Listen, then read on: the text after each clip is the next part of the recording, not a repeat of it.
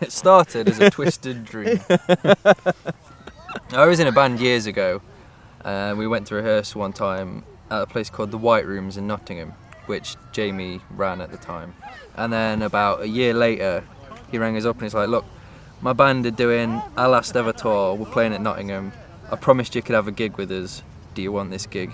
And we were like, yeah, mint, let's do it. That was one of the last gigs Jamie did with Panic and one of the first with Teenage Casket Company.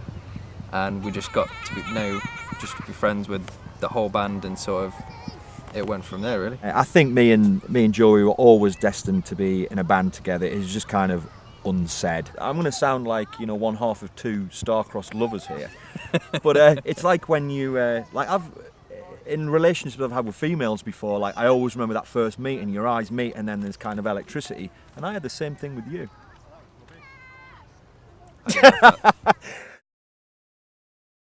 He is a very good songwriter, which is one of the reasons that I sort of badgered him into using the stuff he was recording and turning it into a band in the first place.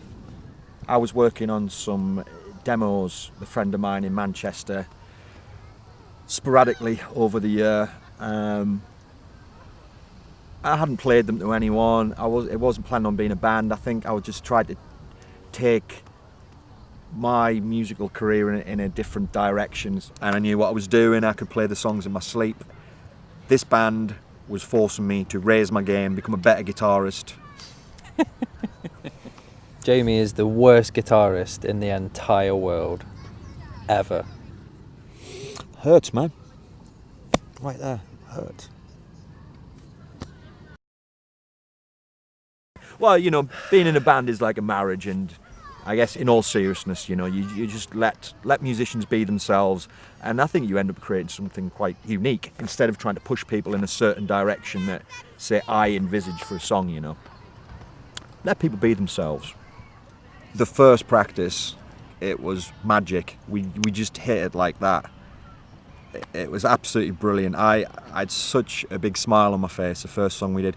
We covered a song by The Loved Ones for our first song, just because I knew that everyone would have listened to that a bunch of times, and we played it, and I was just so happy.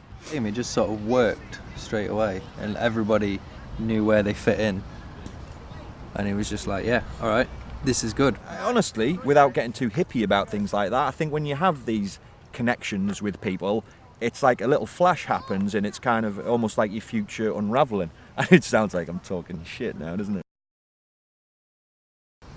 At 4 a.m. on some weird night drive on the way back from a gig, we were listening to friends of ours from New York called The Erotics, and they have a song called It's True, and they have a line in it where it's a shame you're just another fucking douchebag cunt. That kind of snowballed into our everyday vernacular. But then all of a sudden, everyone will be like, oh, my wages weren't paid into my bank this month, FDCs. It kind of just caught on in a little weird underground way that everyone started calling each other FDCs. And that's when we knew kind of like, oh, we're definitely onto something here. We've got to call the band that. No one will believe me, but I was the only one out of the four of us who wanted us to be called the FDCs. Because people might see the name and think it's some kind of egomaniacal despot in charge of the band, and they'd be right. I still think, actually, the FDCs is a great band name. But yeah, I was outvoted on a Facebook poll, so got to listen to the people. I think we all like the abbreviations as well. So we had JD and the FDCs, and then we decided to put out the FDC CD EP. Yeah, I don't know why abbreviating stuff's funny. It just is. I had decided as well that I wanted to get an EP out for our first gig. More often than not, a band's first album is the best. That's why people come out with, I prefer their earlier stuff, I prefer the first album. Because there's something about that energy of being a new band. And just everyone buzzing, and it's exciting, and you're following your instincts because you don't know these people that well. And when you follow your instincts and things click, it's brilliant. So I wanted to capture the magic of being a new band as soon as possible. And as soon as possible turned out to be 3 rehearsals and into the studio. I'd already earmarked Jason Sanderson to do the recording for us because I'd heard what he'd done with Sorry and the Sinatras, Chicken Hawk, a lot of other kind of noisier new wave of hardcore bands. I just loved the sound he got, and I'm like, yeah, we're doing it with him. And I definitely wanted to capture that feel of being a new band, so we recorded essentially live. We just did 3 takes of each song, a couple of overdubs, and then we had the EP.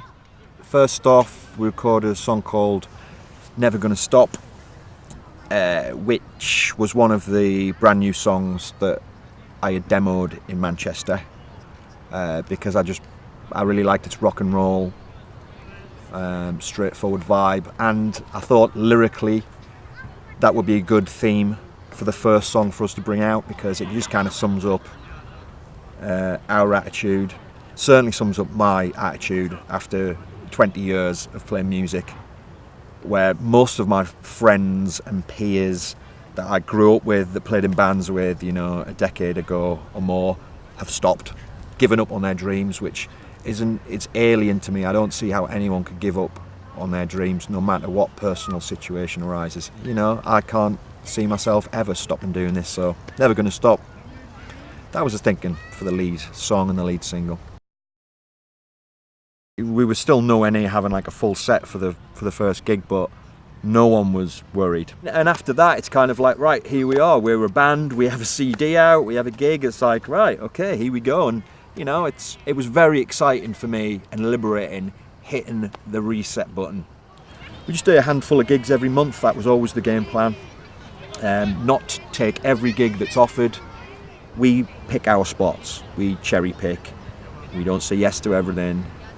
We try and box clever this time around. Another thing that I decided long before we had our first practice was that if I'm going to hit the reset button for possibly the final time, it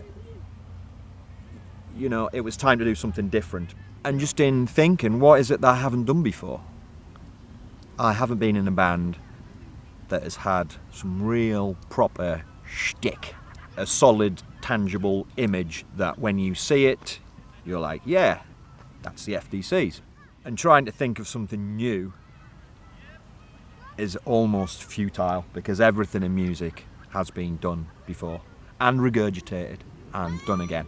What I did is I looked at some of my favourite bands and kind of mixed them together, and I took one of my favourite bands of all time, The Germs, legendary punk band with Pat Smear, Derby Crash. They were the only band I could think of that had used armbands before. And then if you're going to have armbands, you can't really just t-shirts and jeans, You're going to have to go all the way with some kind of image. And I certainly didn't want to go the way of that horrible kind of like 80s glam military hats and that kind of vibe. So then I kind of thought, right, we'll mix the Germs armbands with Danko Jones. Black shirt, black jeans, every night on stage. He looks pretty smart. Add an armband to that and you actually have a somewhat unique image. It's interesting, where this could take us and how we may look in a couple of years' time. So when we did the EP, the lead track we decided was going to be Never Gonna Stop. We wanted to do a video for it. So we sort of banded around some ideas, got sort of a shot list together, decided what we were going to do, and thought, okay, let's do this video. When shall we do it? Let's do it the first weekend in January. Alright, where shall we do it? Let's do it outside, in the snow. It wasn't the brightest idea you ever had, was it? Cold War vibe. It did make it look sort of really, really cool. It was freezing. And I must give a shout out to Jess Anarchy, who played the hot Russian spy. She was superb. But that whole Cold War vibe was just added to because it was so fucking cold. Even the performance stuff we shot inside, The venue we used had been closed since, I think, October, and there'd been no heating on of any kind up until that point, so it was just as cold inside as it was outside. I've made a few videos before. I know Joey and Dan had made a couple before. Daz had never made a music video before, never done any acting, and he was incredible. He was like the MVP of the day. Basically, we didn't want to make it look like some kind of really gay scripted thing, and then for people to go, oh, look at these dicks, they take themselves really seriously, they just look like fucking idiots. It's once again riding that thin line between not taking yourself too seriously, comedy, tongue-in-cheek, and being a serious rock and roll band, which is a line that I've been walking for 20 years. This was another conscious effort to do something in a way that I had not done before. Whenever we'd all recorded before, it had been sort of, okay, here's 2 or 3 weeks, go in the studio, get all this work done, there's your deadline, that's when it's coming out.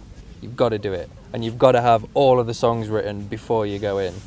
So we were kind of like, well, there's not really any pressure on us to do that. There's no one sort of biting at our heels to try and release it or anything. And you know, there's something to be said about sitting on mixes, sitting on a song structure for a while, hearing it a whole bunch of times over a long space of time, and going back to it and just go, you know what, that doesn't work.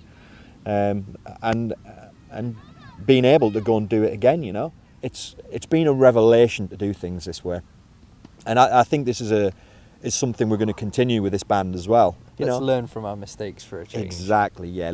How about we flip it and try it this way, you know? And all we do is follow our instincts. We have no one breathing down our necks, and it's a beautiful way to be in a band. It really is.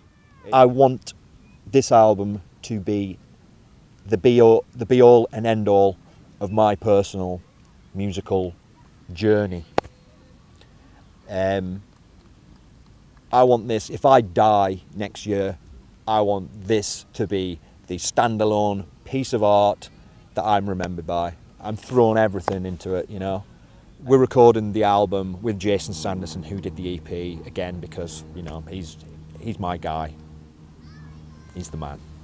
He's just worked on Ginger's new record from the Wild Hearts as well. I decided to call in a few favours from some of these rock and roll legends that I am lucky enough to call friends. I've co-written a song on this album with Johnny Bennell of the Swingin' Utters, who, as anyone who knows me, will testify, are my favourite band of all time. Absolutely humbled to have done that with him. Just incredible.